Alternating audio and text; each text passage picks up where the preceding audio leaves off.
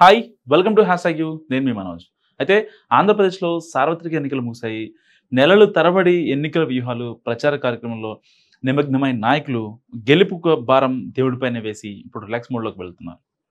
ఆపద్ధర్మ ముఖ్యమంత్రి Jagan court permission తీసుకొని మరీ కుటుంబ సమేతంగా లండన్ వెళ్లారు. టీడీపీ అధినేత చంద్రబాబు, లోకేష్ అమెరికా టూర్లో ఉన్నారు. జనసేన అధినేత పవన్ కళ్యాణ్ హైదరాబాద్లో తన ఫామ్ హౌస్కే పరిమితమయ్యారు. తన ఫామ్ హౌస్లో జనసేనాని ఏం చేస్తున్నారన్న దానిపై ఇప్పుడు సర్వత్రా ఆసక్తి నెలకొంది. రికార్డు స్థాయిలో పోలింగ్ శాతం నమోదైన ఆంధ్రప్రదేశ్ ఎన్నికల్లో ఈసారి జనసేన అధినేత Pawan Kalyan centre of attraction నిలిచారని చెప్పడంలో ఏమాత్రం సందేహం లేదు. బీజేపీ కూటమిలోకి తీసుకురావడంలోకి పవన్ కీలక భూమికి పోషించారు. పిఠాపురం నుంచి పోటీ చేసిన జనసేనాని ఎన్డీఏ కూటమి ప్రచారంలో కూడా కీ రోల్ పోషించారు. వారాహి రథయాత్రతో రాష్ట్రాన్ని చుట్టేసిన ఆయన చంద్రబాబుతో కలిసి 5 యువగళం సభల్లో మోడీతో పాటు 3 సభల్లో పాల్గొని కార్యకర్తల్లో ఫుల్ జోష్ నింపారు. స్కిల్ స్కామ్ కేసులో చంద్రబాబుని సిఐడి అరెస్ట్ చేసినప్పటి నుంచి పొలిటికల్గా మరింత యాక్టివ్ అయ్యారు జనసేనాని పవన్ కళ్యాణ్. అయితే రాజమండ్రి జైలుకి వెళ్ళి చంద్రబాబును పరామర్శించి వచ్చిన పవన్ అప్పుడే పొత్తులపై క్లారిటీ ఇచ్చేశారు.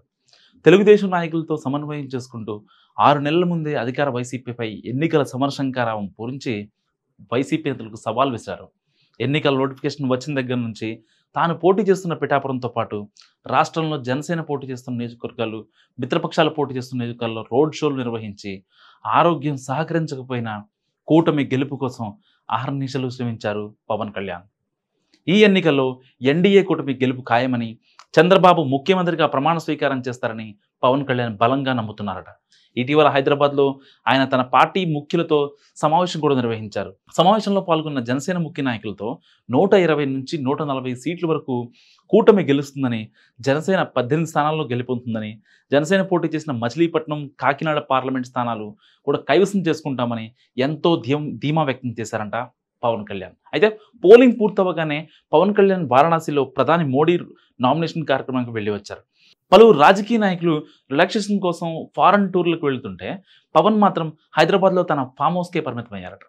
ఇటీవల సోషల్ మీడియాలో నాగబాబు వర్సెస్ అల్లు అర్జున్ మధ్య జరిగిన విభేదాన్ని ఆయనే స్వయంగా దగ్గరుండి చక్కదిద్దారట.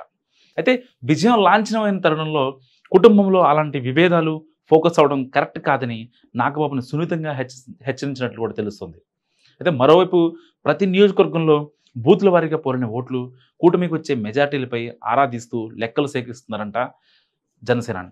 హైదరాబాద్ నుంచే నియోజకవర్గం వారీగా సమీక్షలు నిర్వహిస్తూ జనసేన ఓటు బ్యాంకు ఎక్కువ ఉన్న సెగ్మెంట్ల నేతలను పిలుచుకొని మాట్లాడుతున్నారంట. రేపు గెలుపొందిన తర్వాత ఎక్కువ శాతం రాజకీయాలకే టైం ఇవ్వాలన్నది పవన్ ఆలోచనగా తెలుస్తోంది. అయితే గెలిచాక వీలైనంత త్వరగా చేతిలో ఉన్న సినిమాలు పూర్తి చేసుకొని పూర్తిస్థాయి పొలిటీషియన్గా మారాలని కూడా పవన్ కళ్యాణ్ భావిస్తున్నారట. ఈ క్రమంలో ఇప్పటికీ జనసేన పోటీ చేస్తున్న 21 అసెంబ్లీ, 2 లోక్సభ స్థానాల సమీక్షలు పూర్తి చేసిన జనసేనని గోదావరి జిల్లాల సెగ్మెంట్లలో పోలింగ్ సరళపై సమీక్షలు స్టార్ట్ చేశారు. అయితే గోదావరి జిల్లాలో, ఉత్తరాంధ్ర జిల్లాలో జన సైనికులు కూటమితో కలిసి పనిచేసిన తీరుపై ఆయన ఆనందం వ్యక్తం చేస్తున్నారంట. కూటమి అధికారంలోకి వస్తుందని బలంగా నమ్ముతున్న పవన్ కళ్యాణ్ దానికి అనుగుణంగా ప్రభుత్వం వచ్చిన తర్వాత చేయాల్సిన వాటిపై ఇప్పటి నుంచే కసరత్తు చేస్తున్నారంటున్నారు. సో రాష్ట్ర ప్రభుత్వంలో జనసేనకు 3 మంత్రి పదవులు దక్కుతాయంటున్నారు విశ్లేషకులు. అయితే సినిమా పనులు పూర్తి చేసుకోవడానికి ఏడాది టార్గెట్ పెట్టుకున్న పవన్ అప్పటి వరకు క్యాబినెట్లో చేరే అవకాశం లేదంటున్నారు. సో మీరేమనుకుంటారో మాకు కామెంట్ రూపంలో తెలియజేయండి. చూస్తూనే ఉండండి హ్యాష్ ట్యాగ్ యూ.